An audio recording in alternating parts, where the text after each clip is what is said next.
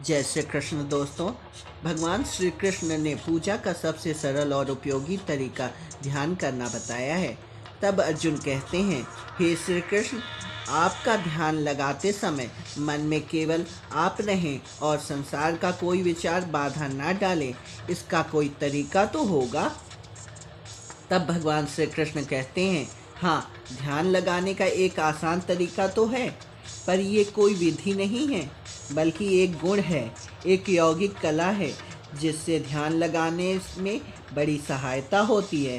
संसार के झमेले से बचने के लिए मनुष्य एकांत में बैठकर प्रभु के चरण में ध्यान लगाए, क्योंकि एकांत में मनुष्य अपने अंदर झांक सकता है। अर्जुन प्रश्न करते हैं, ध्यान लगाने के लिए अपने अंदर झांकने की क्या जरूरत है?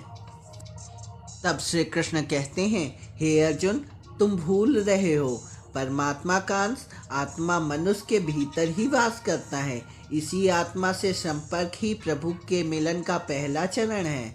इसलिए जो मुझसे मिलना चाहता है उसे सबसे पहले अपने अंदर ही झांकना चाहिए, और ये तभी संभव हो सकता है जब मनुष्य का शरीर उसके नियंत्रण में हो। यदि देह काबू में ना हो तो ध्यान लगाने का उद्देश्य नहीं मिल पाएगा।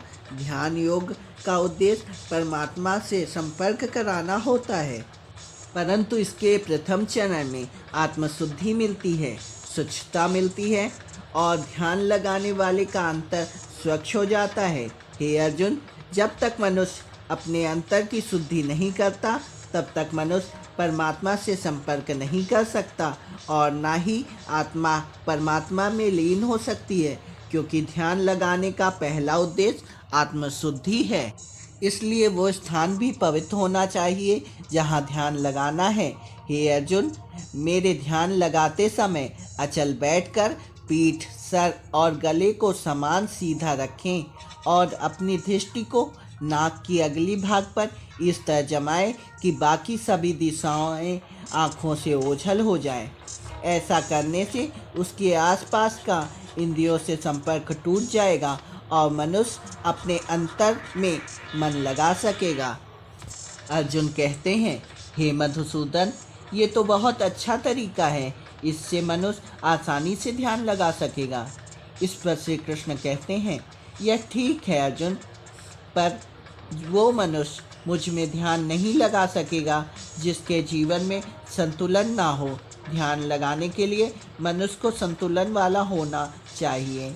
मेरे भक्त को इतना नहीं खाना चाहिए कि लगे खाने के लिए ही जीता है, और न इतना कम खाना चाहिए कि हड्डियों का ढांचा बन जाए, न इतना सोए कि दिन को भी रात समझे, और न इतना कम सोए कि रात को भी रात ना समझे। यदि सुख मिले तो नाचने ना लगे, और यदि दुख मिले तो रो रो कर अपने को हल्का ना करे। दुख सुख के झोंकों से ना हिलने वाला व्यक्ति उस दीपक की ज्योति की तरह होता है, जो तेज हवा में भी सीधी और अडिग रहती है। अर्जुन पूछते हैं, हे योगेश्वर, ये दुख सुख, ये प्यारी नींद, ये स्वादिष्ट भोजन, ये तो आपका वरदान है, तो उनका भरपूर आनंद ना लेना ध्यान योग के लिए क्यों आवश्यक है? श्री कृष्ण कहते हैं, हे अर्जुन, ये सुख दुख की माया मनुष्य के लिए मैंने ही रची है, पर मैं ये नहीं चाहता मनुष्य दुख में रहे, दरिद्रता में रहे। मैंने आनंद की रचना ही इसलिए की है कि समस्त प्राणी आनंद से रहें, पर इस आनंद में परमानंद को भूल जाए, मैं यह भी नहीं चाहता। इसलिए जो मनुष्य परमानंद को पाना चाहता है, अर्थात ध्यान योग द्वारा मुझ में लीन होना चाहता है, तो उसके लिए यह आवश्यक है कि वो इस माया में ना उलझे, मोक्ष प्राप्त करे, नहीं तो वो जन्म जन्मांतर के चक्र में फंस जाएगा।